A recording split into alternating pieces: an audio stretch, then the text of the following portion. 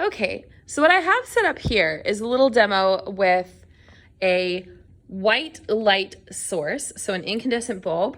I'm passing it through a slit in the cardboard to narrow the beam, and then I am passing it through a prism, which is basically a piece of crystal that bends the light at an angle. And I want you to see what happens to the white light when the prism bends it. So if you look out here, you can see that that beam is bent wide. It's no longer as narrow, and now it's split into the colors of the rainbow.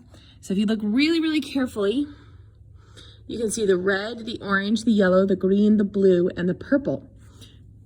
So that's what we can use a prism for, is we can use a prism to bend the light, and by bending the light, it separates all the different wavelengths by color, okay?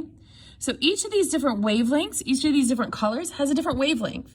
Red has a long wavelength, purple a very short wavelength. Okay, so this white light coming out of the bulb isn't actually white. It is red, orange, yellow, green, blue, and purple light all on top of each other.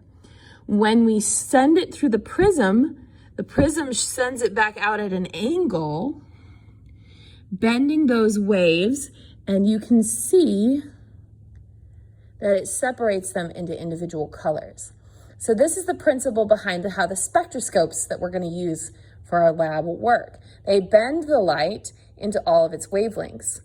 Now, white light is going to have every color of the rainbow: red, orange, yellow, green, blue, and purple. Okay? The stuff that we're looking at the atomic emission spectrum that we're going to look at today are not white light, so they're not going to have every color. So instead of getting a pretty nice even rainbow like what we get here, we're going to end up with specific color bands at specific wavelengths. But I wanted you guys to sort of see how a prism works, because a prism is what we have in the spectroscope that helps us to bend the light so we can separate it into our different wavelengths.